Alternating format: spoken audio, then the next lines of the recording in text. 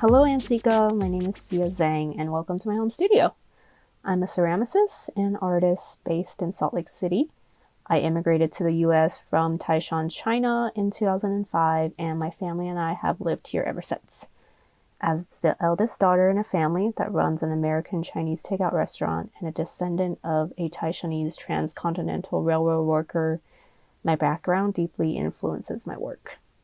Although I explored many art forms growing up, including painting, design, stained glass, rug tufting, embroidery, and beading, ceramic is the medium that integrates all aspects of my creative interests and has become my primary focus. In addition to my ceramics practice, I'm involved in communications and event planning for local Asian nonprofits, such as the Utah Asian Festival, the Asian Association of Utah, and the Chinese Railroad Workers Descendants Association. This year, I founded and co-organized Asian Art Night, which featured 14 emerging Asian artists. I fell in love with clay when I took a 4-week beginner wheel throwing class at a local studio in the winter of 2021. Although I wasn't initially skilled at wheel throwing, I was drawn to its therapeutic nature and the way it demands full attention, leading to a very meditative flow state.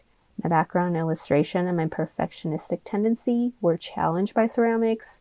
So much of the process was beyond my control, and the lessons it's taught me in acceptance and letting go has been invaluable in other areas of my life. And due to chronic pain and fatigue, wheel throwings became very physically demanding for me, so I transitioned to hand building, and I found a new passion. Through my practice, I've connected with my heritage and discovered more about myself.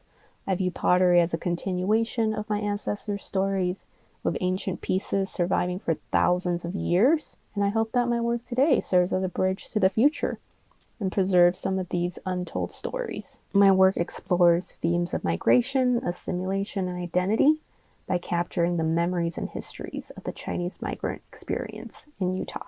My 2 previous solo exhibits featured hand-built and underglazed ceramic sculptures. American-born ceramics explored American Chinese cuisine, the food preferences of Chinese immigrants, and their contribution to the American culinary culture. Past, present, and future highlighted the impact of Asian immigrants on Utah's cultural fabric. Among the pieces were representations of the Golden Spike, my parents' takeout restaurant, and the Jade Cafe, the first and longest-running Chinese restaurant in Utah, which opened in 1956. It also included a piece about the historical headlines from 1903 to 1952 about Plum Alley, the Salt Lake City Chinatown that was eventually demolished for a parking lot, and an altar table honoring those who came before. Through ceramics, I aim to give a permanent form to the struggles and the triumphs of those whose stories have been erased. Salt Lake City is often overlooked despite its rich history. The Transcontinental Railroad was completed at Promontory Point in 1869. Just 150 miles from Salt Lake City. Additionally, the first fully excavated house of a Chinese railroad worker was discovered in Cherished, Utah, which is 185 miles away. Plum Alley, established in the 1860s by railroad workers, was located in the heart of Salt Lake City.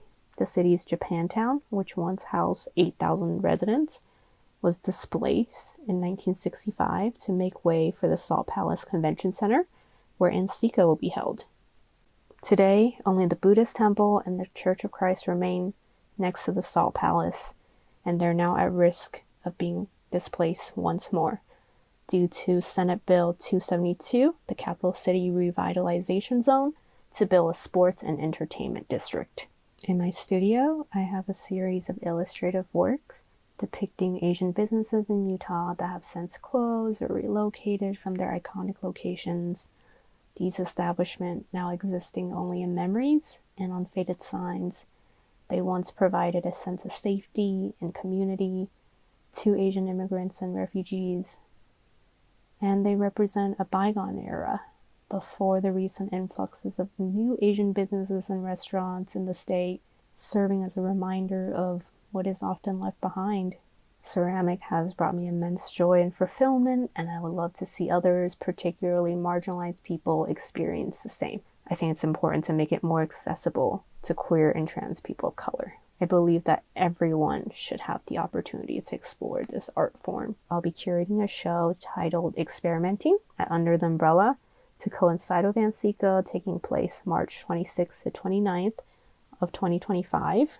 This exhibition will provide an opportunity for other queer and trans artists of color in Utah to explore clay for the first time. I hope that this initiative will help foster a more inclusive and vibrant ceramics community in Utah and beyond.